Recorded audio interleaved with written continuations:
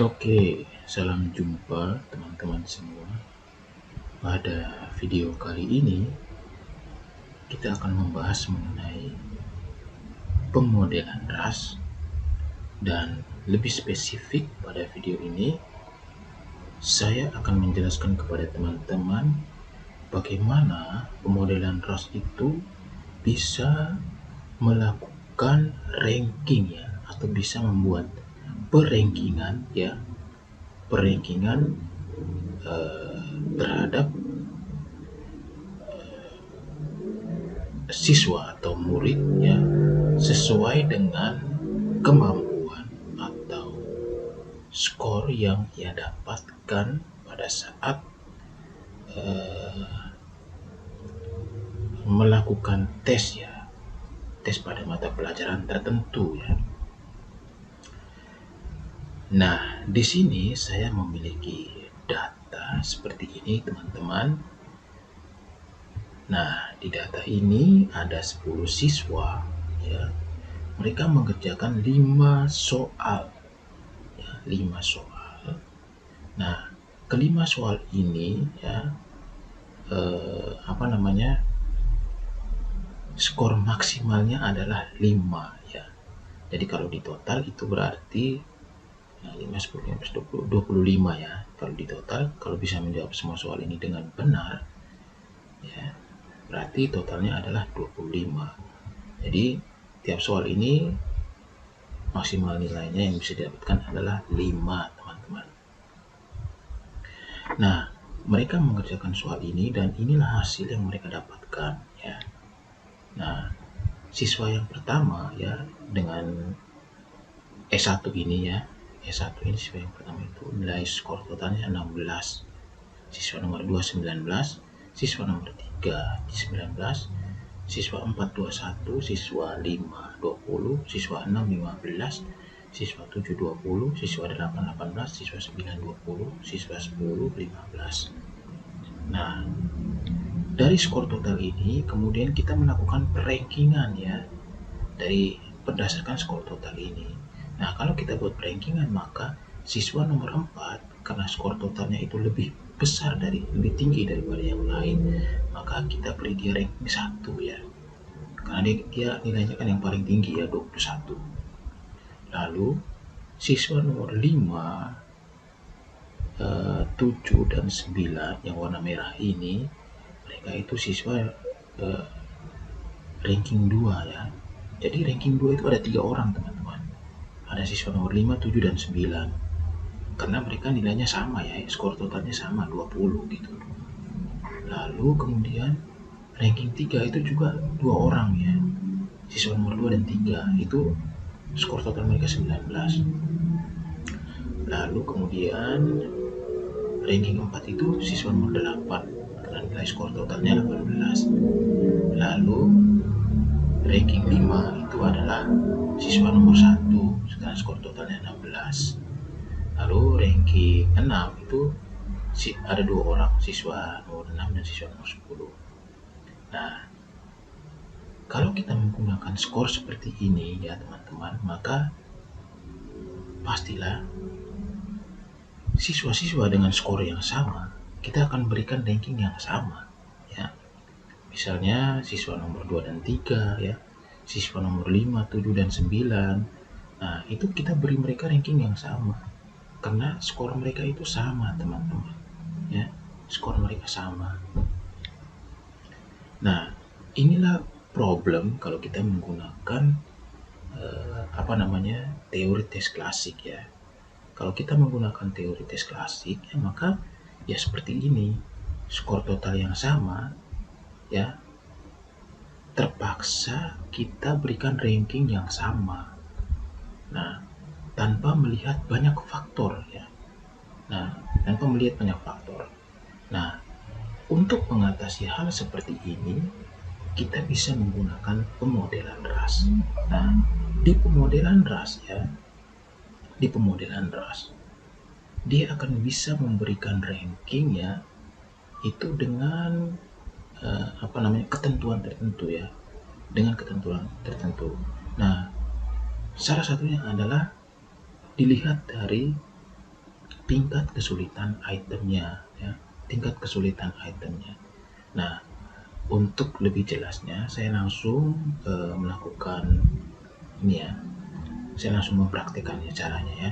Jadi ya data saya seperti ini teman-teman, lalu kemudian sudah saya ubah datanya itu ke ini, ke bentuk ini teman-teman.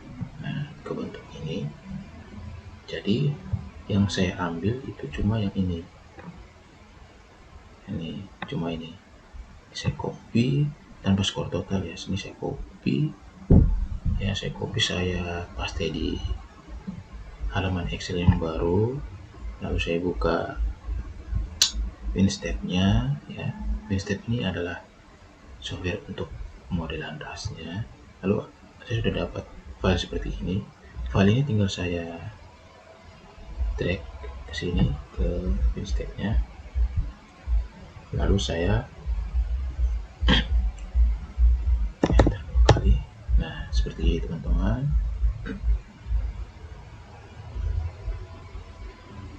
Oke. Nah, kita tahu bahwa di sini kan ini ya rankingnya. Nah, di pemodelan ras ya, untuk merankingkan person atau sio seperti itu, kita bisa menggunakan yang namanya skala Goodman, teman-teman. Nah, di sini saya buka out tablesnya, lalu saya ke skalogram yang ini. Skalogram ini adalah skala Goodman-nya. Di sini kita di skalogram ini dia sudah membuat rankingnya, perankingan ya. Nah, karena tadi itu siswanya ada 10, maka dia akan merankingkan itu siswa dari ranking pertama sampai ranking 10. Nah, kalau yang di sini kan kita sulit menetapkan karena ada siswa dengan skor total yang sama. Karena siswa itu skor totalnya sama, jadi kita beri mereka ranking yang sama ya. Padahal kan di sini ada 10 orang. Mestinya dari 10 orang itu kita bisa membuat ranking dari 1 sampai 10. Tetapi karena ada siswa dengan skor yang sama, terpaksa kita memberikan ranking dengan ranking yang sama. Tapi kalau di di modelan ras 10 orang itu kita bisa membuat ranking dari 1 sampai 10 teman-teman. Nah, ini saya ke output tables, lalu saya ke skalogram yang ini. Nah, ini teman-teman, udah muncul skalogramnya ya. Nah, ini skalogram yang ini ya, teman-teman, skalogram ini itu dia sudah merankingkan ya. Dia merankingkan person dan juga itemnya. Nah, kita lihat dulu item ini kan kita lihat ada 5 item ya, atau 5 butir soal. Nah, yang di butir soal di sebelah kiri itu adalah butir soal yang paling mudah, sedangkan butir soal sebelah kanan itu adalah butir soal yang paling sulit.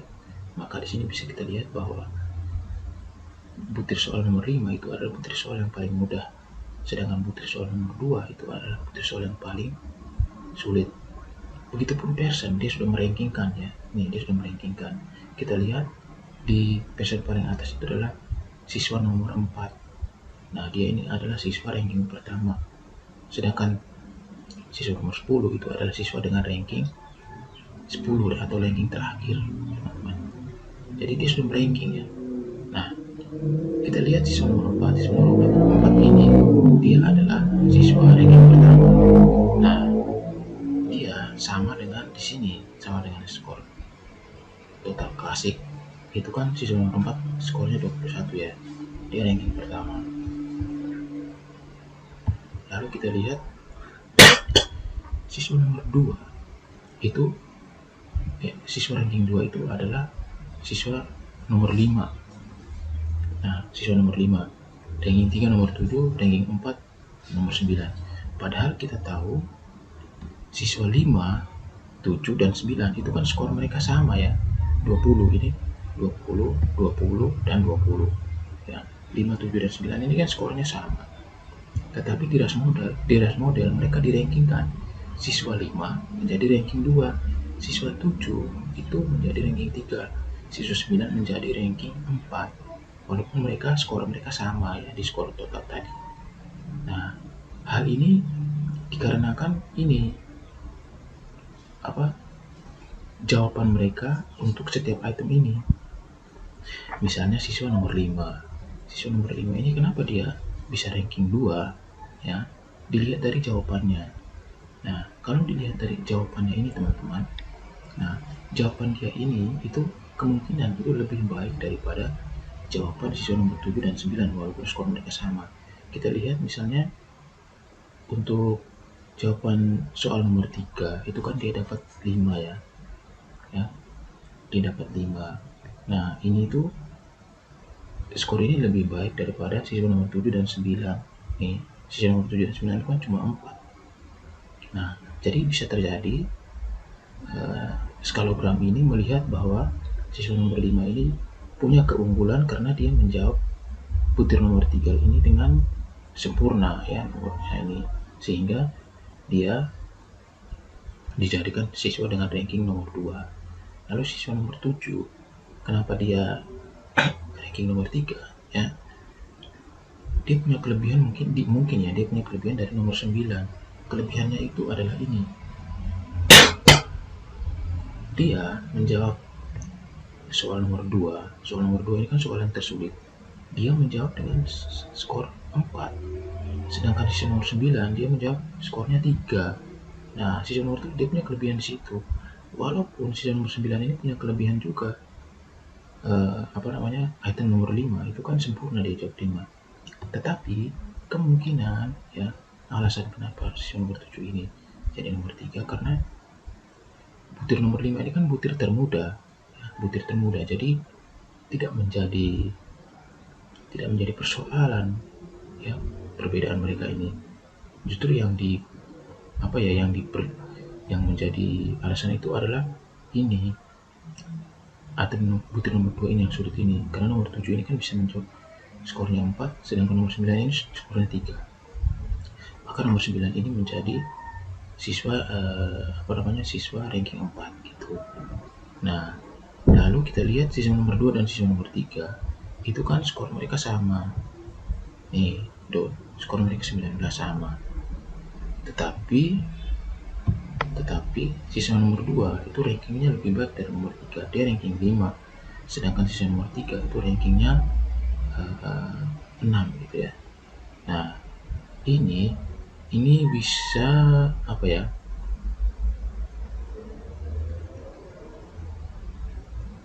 Nah, ini bisa terjadi karena mungkin ini, teman-teman. Dilihatnya itu dari besarnya jawaban skor terbesar dari butir soal yang tersulit. Nah, ini kan kita lihat butir soal nomor 1 untuk siswa nomor 2 itu dia bisa menjawab skor 4, sedangkan siswa nomor 3 itu skornya 3. Nah, di sini mungkin skalogram melihat bahwa siswa nomor 2 itu lebih unggul karena soal-soal yang sulit dia bisa menjawab dengan skor 4, sedangkan siswa 3 dia hanya skor 3 saja gitu. Nah, inilah yang menjadi keunggulan siswa nomor 2 sehingga dia menjadi siswa dengan ranking 5, sedangkan siswa nomor 3 itu rankingnya 6. Nah, kira-kira begitu ya. Lalu kemudian siswa nomor 8 itu 18 ya, itu benar. Lalu siswa nomor 1 itu 16 ya, nah, udah benar. Lalu kita lihat siswa nomor 6 dan 10. Siswa nomor 6 dan 10 itu skornya sama. Mana? 6, 15, 15. Skornya sama. Tetapi siswa nomor 6 rankingnya lebih baik daripada siswa nomor 10. Nah, mengapa demikian? Ya, itu bisa terjadi karena ini teman-teman. Dia punya dua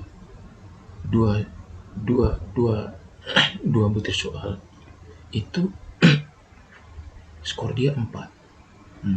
Skor dia 4 ini. Sedangkan nomor 10 skor 4 dia cuma 1. Mungkin itu alasan skalogram menjadikan siswa nomor 6 itu ranking 9, sedangkan siswa nomor 10 itu ranking 10 karena